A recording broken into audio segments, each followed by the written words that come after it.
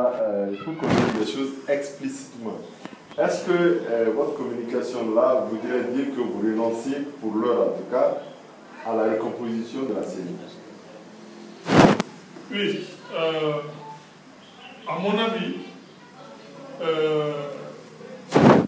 avec les éléments que j'ai, avec la réunion qu'on a tenue hier au niveau de l'opposition républicaine, si la CENI nous annonce déjà qu'elle est prête à organiser cette élection locale en donnant un chronogramme immédiat, nous pouvons aller avec cette CENI et nous pouvons aller avec ce fichier qui a été bien entendu amélioré par cette société qui a travaillé dans le cadre de la cartographie et dans le cadre de la correction de certaines anomalies. Pour une fois, vous appréciez le travail de la CENI? Oui. Non, monsieur, je n'ai pas dit que j'apprécie le travail de la CENI. Hein. Le travail de celui qui a travaillé sur le fichier, c'est bien. Non, je dis qu'on peut aller avec ça. Oui, parce que vous donc, je ne peux pas dire que c'est bon, mais on peut aller avec ça pour l'instant. C'est acceptable.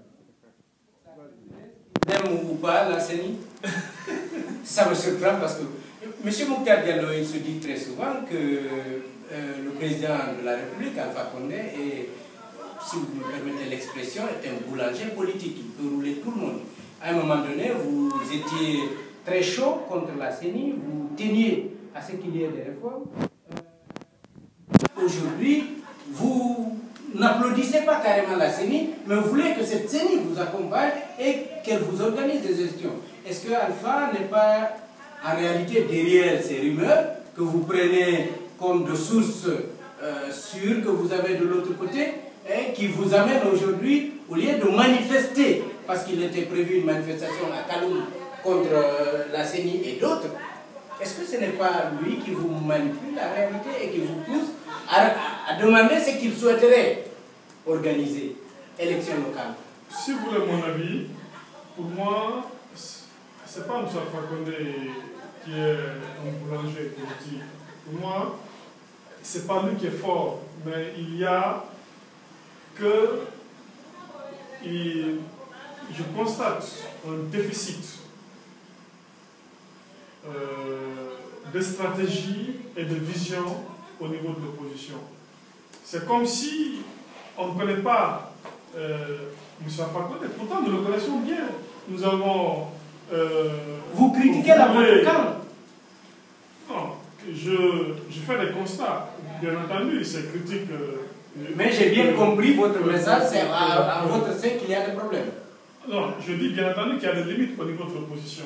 Je l'ai dit, je l'ai répété même à l'interne, pour qu'on corrige ces difficultés, ces faiblesses, en vue de renforcer l'organisation, en vue d'avoir des stratégies, d'avoir une vision et d'avoir même des capacités d'anticipation. Et on constate, c'est une évidence, il faut le dire, que l'opposition réagit aux actions du pouvoir en place. C'est quand M. Alpha Condé pose un acte, on se lève, on réagit, on dit non, on n'accepte pas, on refuse.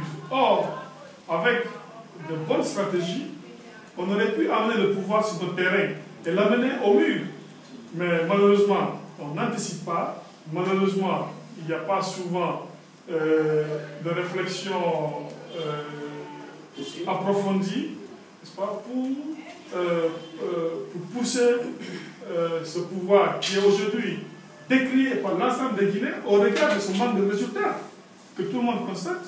Et donc si jusqu'à présent M. Alpha Condé réussit quand même à nous tourner, comme vous dites, donc ça montre qu'il y a des problèmes internes. Mais je puis vous dire qu'on est en train de travailler pour corriger ces faiblesses, pour corriger ces lacunes internes et renforcer notre organisation et élaborer des stratégies assez pertinentes pour battre à plate couture M. Alpha Condé aux élections de 2015.